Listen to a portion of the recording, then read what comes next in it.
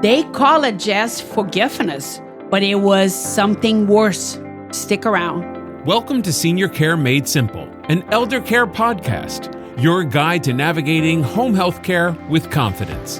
Hosted by Andrea Albertini, founder and CEO of Horizon Care Services, an industry leader in private duty home care in South Florida. To learn more, visit horizoncareservices.com. Good morning, good afternoon, good evening. Hi, everyone, and hi, Lucy. Thank you so much for joining us in one more episode of Senior Care Made Simple.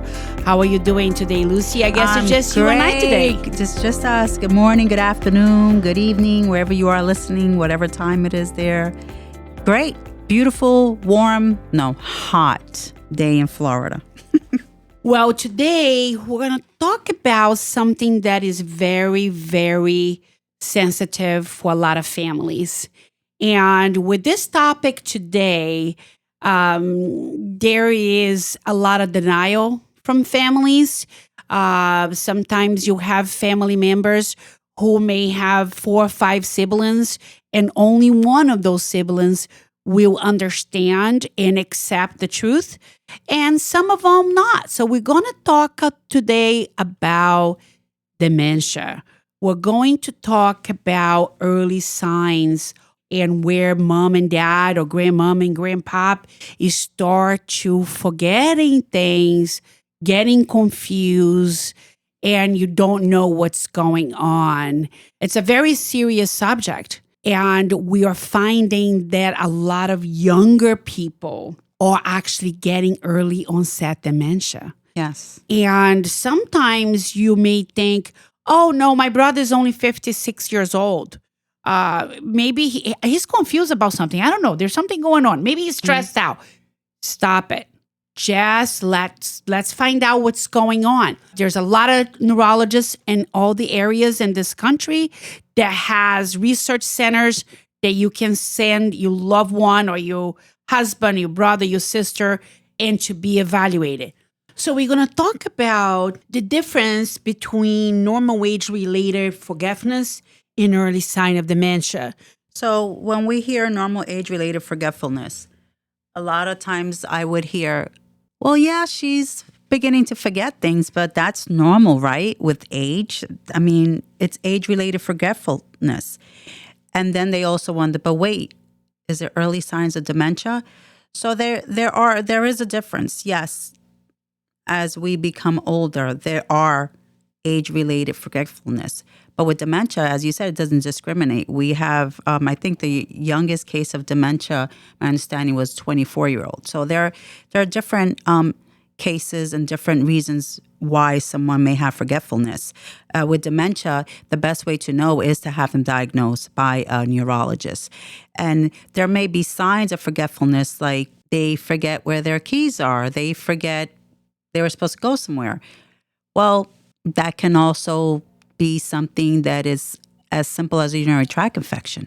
A UTI can cause forgetfulness. So that doesn't mean that's dementia. It just means that with a urinary tract infection, especially in an elderly person, it will cause them not to be lucid. And obviously they need to see their physician and get treatment. And then you will notice once they are healed from that UTI, they become lucid again.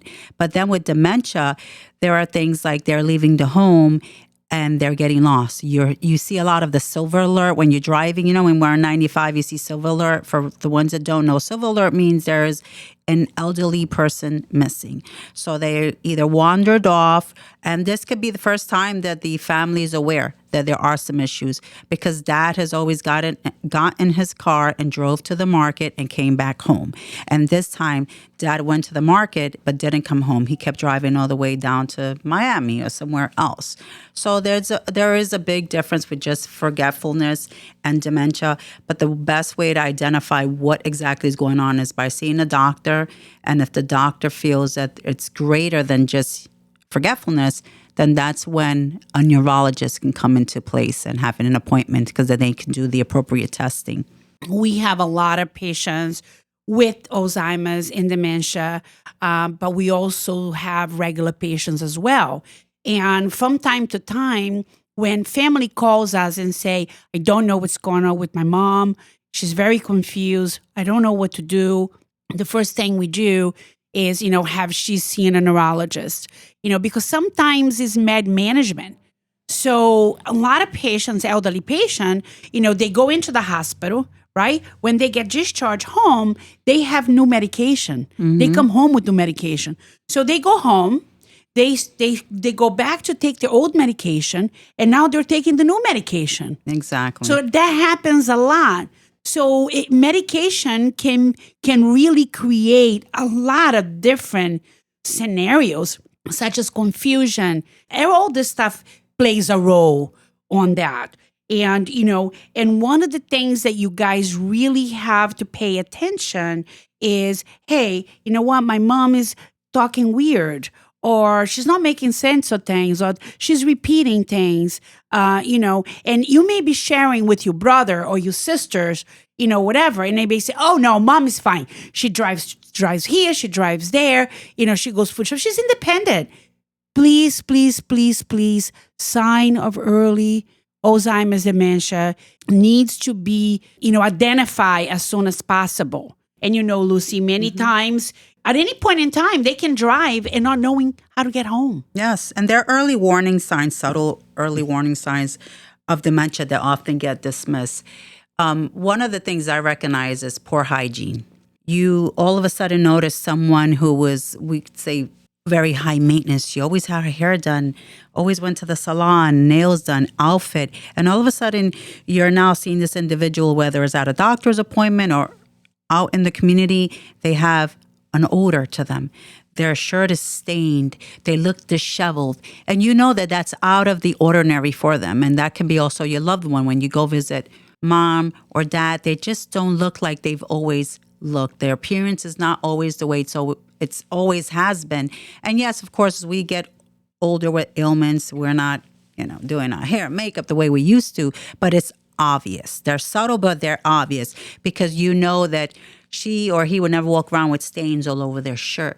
And the reason for this is because they don't even realize, or they don't realize that they have not showered in a week.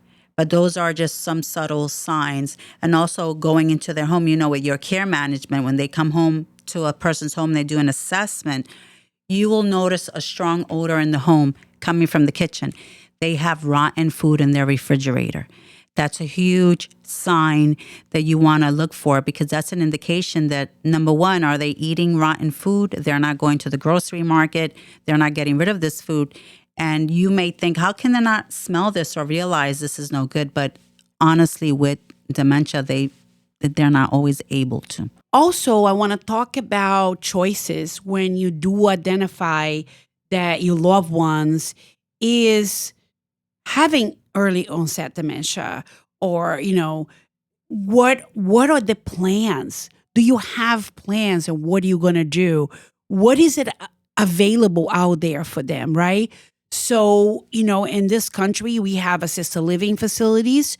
We have the choices of, a private duty home care, which that's what we provide at Horizon Care Services, around the clock care. Either you have a live-in caregiver, either you have a hourly services to care for your mom. And when there comes a time that your loved ones will be at home with the caregiver, you need to make sure that the agency that you are selecting have certified caregivers in Alzheimer's dementia, that they have a nurse on staff that's going to do a plan for your mom and dad, that's also going to talk about nutrition. It's very, very important, because when you have dementia, you do lose the taste of food. Yes. So what is the alternative? Like for us at Horizon Care Services, we actually have a full-time nutritionist on site that is actually going to work with the caregiver to be able to get, what kind of meal preparation that we're doing for this particular client of ours. So it's really, really important. The other thing we have talked about it in our show before, Lucy, is do not hire anybody that is not from an accredited agency. Please, people, please. I know I get very excited and very perturbed when family members hire caregivers that's not from an agency. Yes. Because they can steal everything your mom and dad have. So please, it's a very touchy subject. And if you want to drop me a little email about this issue, you can do that too. Passion. The table's on fire over here. That's how passionate she is about this. So why do you think families brush off these early symptoms? And what are the rest of doing so? If you let the audience know, like, why? Why do you think they do that? I think that, you have, no, mom's fine. She's always been like that. Or she's always been an airhead. I probably would be like me. I'm not an airhead, but I go so fast. I think my kids probably would say that about me. Oh, mom is a foreigner. Mom has, her heavy accent. And mom goes 100 miles an hour. She's done that her whole life. Stop. You're right. And it's almost, I found that with clients, that they are playing an acting role. They'll pick up the phone and their children, I think we spoke about this before on another episode, where the children are in, let's say, New Jersey calling and they go, I'm fine, everything's fine, went to the store, went to temple, went to church, we're fine. It's the same conversation. It takes you a while to pick up. So I think that the signs are ignored also because, like you said, no, that's the normal behavior because they're putting on an act almost. And they are good at that too. Yeah. Especially when they're talking to their loved ones because they are so afraid that you are going to take their rights away from them. Yeah. And you feel guilty too, having the conversation with the parent. Mom, I think you're forgetting something. I know my mom would get so upset if I even said that to her. So we kind of have to find other ways of having that conversation and not leading to you're forgetting. So, or maybe saying, Mom, I think that I forgot. When was the last time that you went to the store? Because I can't remember. And it kind of helps them answer the question without you pointing them that they're actually the one that forgot, Exactly. So it's interesting. I had a phone call about a couple of weeks ago. The daughter lives in Georgia and mom lives in Boynton. So mom is very prime and proper, right? So she always gets her hair done. So her friends, she's okay, but she can't drive anymore. So they took the call away from her, right? So, but her friends are still picking her up to get her to the nail salon. She doesn't have a caregiver at the moment, right? So she does she gets picked up for nails, for hair. They go to play mahjong, so she goes out to dinner, drinks her wine. She does go to a neurologist. But right now, the daughter is very concerned because she's deteriorating. Now it's getting to a point that, she has a little bit of sundown. And you know how it is sometimes. They just walk. And one of the things that happens is a lot of those people lives in country clubs in Palm Beach, because that's where we are. And they always tend to go closer to the water. Yes. And that's very, very dangerous. It could be a pond. It's very, very dangerous. So, so this particular daughter said, I don't know how to have this conversation with my mom. I don't know what to do because she's going to be mad at me. She's going to be resentful of me. She's going to yell at me. And so my solution to her is, why don't you come here and meet with my care manager? Okay, my nurse advocate, and sit down and say, Mom, I'm concerned about you. I'm concerned. Now, she does know, the mom knows that she's deteriorating. She does know that. And she wants to be able to start putting plans together for mom, but she doesn't know how to go about that, So I suggested that. And we made a plan. So now we do have a caregiver, especially at night, as a companion, especially at night. In daytime, she's okay. But she is going to need 24-hour care. And the daughter does not want to place her on an assisted living. And talking about assisted living, just so you all understand, assisted living is not just for people who just needs assistance, but some assisted living has a lockdown facility that, takes care of your loved ones. And that's inclusive. Everything is inclusive. Yeah, they have secured memory units. So in case the person is at risk for exit seeking. Yes. Or we say eloping. And I don't mean eloping like they're going to get married. Means like they're exit seeking. They're trying to leave because, especially if they're sundowning. With sundowning, it's almost a time of day that hits them. And the reason we call it sundowning is because it's sundowning time. And this person, for almost a very brief moment, has a moment of being lucid and knowing there's something that they're supposed to do that they've always done. And that's very scary for them. And that's kind of where you get them trying to exit seek. They're trying to leave the community, or they're trying to get in their car and drive away because they know they were supposed to be at church at this time. They were supposed to be going to work at this time. They're supposed to be picking up a child because this is where their mind is going. That's when it becomes very unsafe, and you want to look at secured community that will keep them safe and give them a quality of life and still provide socialization for them and stimulation while they're in there, while they're living there. I think that one of the things that key me off is that sometimes what's happening in our industry and here in Florida is you have people who's never been married. Most of the family has passed. Now they're 30% demented. They're alone at home. And there's really nothing in the police already took their driver's license, but they're still driving their car. And that puts us in a very, very bad position. Right. There are resources out there. We absolutely have many resources that we can put you in connection with. But it has to be done before that person gets to that point. Because then there's really nothing anybody can do, because we do have a family member actually that called us that they live in one of the gated community, that they have this neighbor that won't let anybody in. Child Protective Service was called 3 times already. And here's what they said: as long as she can bathe herself and feed herself, and there's nothing anybody can do. So being while she gets in her car and she drives and almost run other people over, and then they call the guard called the police. The police goes after, pick the person up, bring the person back in again, and this is the pattern that happens. So that's so important that when you do see that your loved one is starting to deteriorate, make sure they have their power of attorney, healthcare surrogate in place. They have their will done. They have everything done, so they don't fall into the cracks. That's so important. A question that comes to my mind is, what role does denial and stigma play in delaying like a diagnosis, and how families can break from that cycle?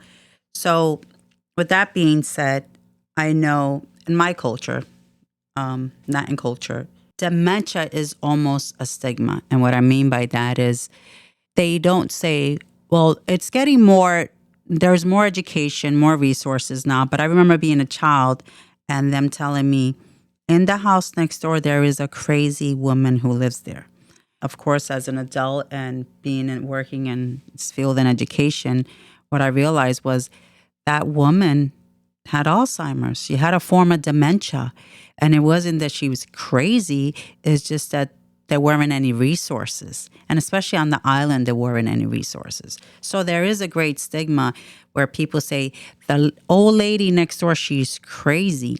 It's not that she's crazy. It's there are things going on that no one knows about. There may not be family involved, or she obviously doesn't know the resources. She's afraid. And she may act out in a combative way, like yelling at people when they come near the house, or get away from me, because she's afraid. They don't know. And in those situations, you can even make an anonymous call, or even go online and contact DCF. And then they try to send someone out there.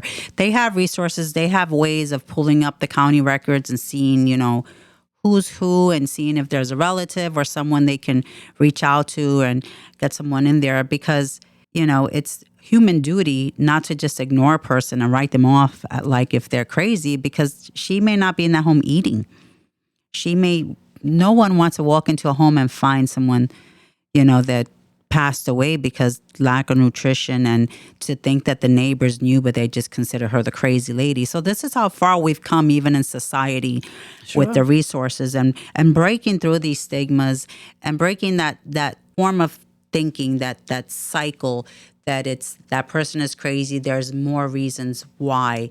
and why they need help, and just kind of being a voice, even if it's not your loved one, if it's a neighbor, if it's someone you come across, a friend's relative, helping identifying these things and breaking that stigma and helping these elderly people get the help they need. And there are a lot of resources on, you go online and there's so many resources out there, community resources. We talked about the 211 resource and referral hotline. And I know every county has a different 211. Yes. But here in Palm Beach County, there's a 211 crisis line, and you can call them. You can reach out to them and ask them for resources if you are in fear that your loved one has a form of dementia or they're forgetting. Call us. We can help identify these things. We can even send a care manager out there, a nurse navigator. With dementia, we know the last time they saw a doctor is when. Who knows when? And we have the resources. You have your mobile physicians, care managers, your nurse navigators to send out to the home to also help identify these things, where the daughter can be called and told, we really think that, your parent would benefit from now going to a physician office and seeing a neurologist. So there are resources out there, but it's just breaking through these stigmas, breaking that cycle of thinking, no, it's just that they're crazy, or mom has always been uptight, or mom's always had that attitude her entire life. A lot of times it's a mask that they're wearing. And the other thing that I have found as well in speaking to some of our doctors who are primary care or neurologists, when you go to a doctor's office, you put in who is your emergency contact, right?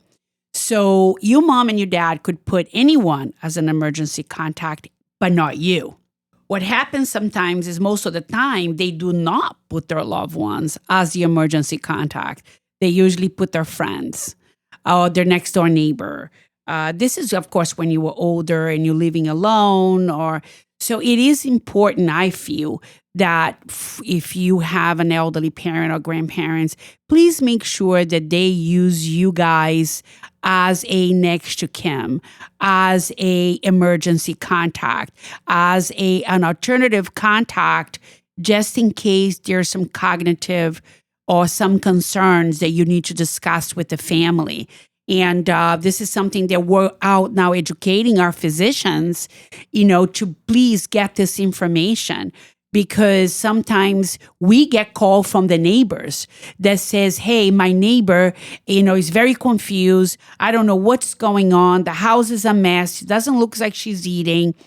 We can't do anything about it. We cannot even start services because we can talk to the client, but you got to remember the client's not cognitive well enough to discuss what her needs are because she's in denial because she doesn't know. Right? That's true. So it puts us in a very bad situation as a company who does advocacy, as a company who's our senior care company, because we can't do anything about it.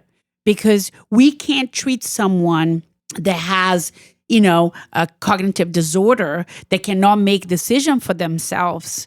We can't do it. We can't accept their money. We can't make decisions for them. We cannot even put them in our car and take it to a doctor's office. That's true. So it is so important that, for all of us who has elderly parents to be able to make sure that at the doctor's office has your information. Yes. You just gave me a great idea. I don't know who this needs to go to, but I'm going to say it here. Maybe it's a Governor DeSantis. I don't know, someone. So you know how we have to register our cars? Yeah. Right? Yeah. If you don't register a car, you get a penalty, you lose your driver's license. I think that for every person or every senior, and I used to have a car like this for my son, my youngest, but it was voluntary, is registering our parents at every close hospital.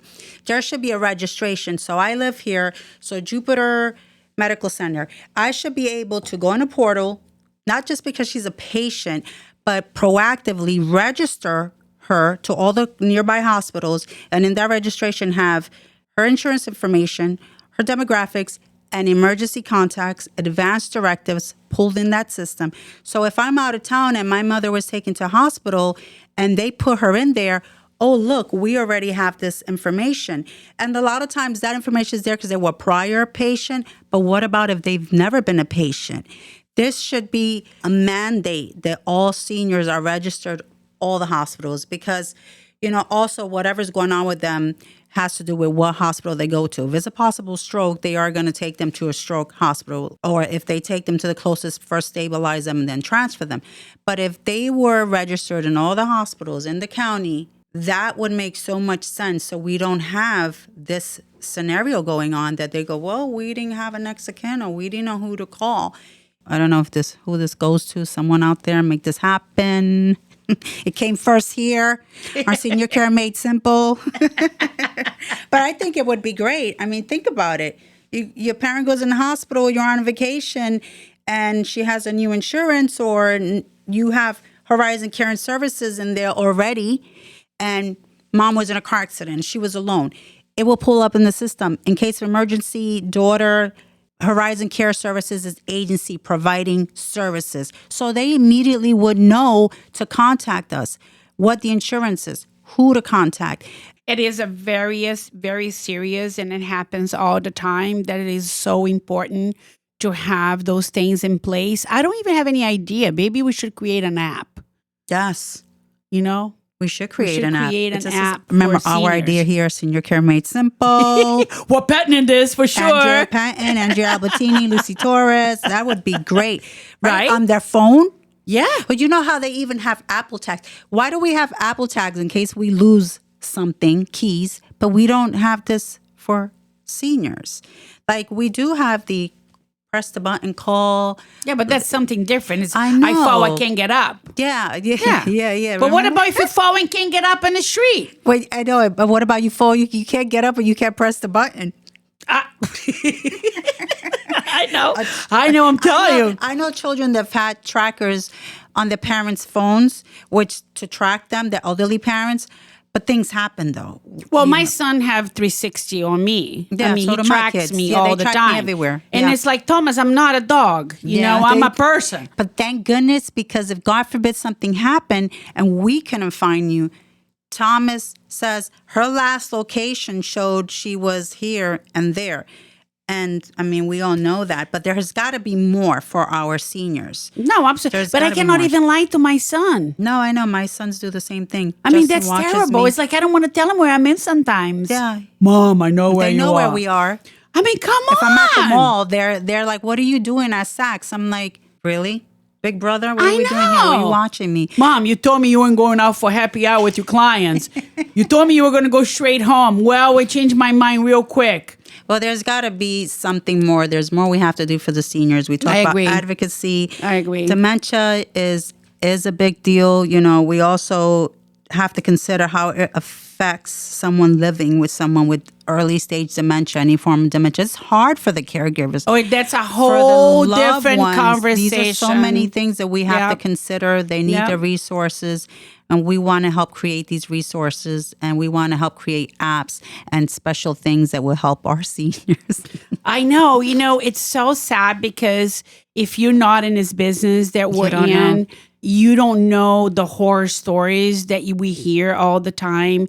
And I think it's very frustrating for us when we get those calls from the neighbors or the friend who says, my friend is not acting right. I don't know what to do because we can't do anything. Yeah, you early know? intervention is so important. It is so, so important. So please, if you have, you can have a young parent that is playing tennis, playing golf, whatever the case may be. Please talk to your parents and say, hey, did you guys ever thought about having an emergency card if something happened to you? Do you have a DNR? Do you have something in their wallet? Something. In their wallet You have to that says- have something, because if you don't, the state's going to make a decision for you. Yeah, And you someone don't else. want that. You want to be able for you to make a decision if something happened to you. It is so important. And then eventually I want to talk about some of the next episode that's coming up is talk about how you handle your loved ones once you become a caregiver. That's a whole nother Caregiver story. stress. Yeah. It's real.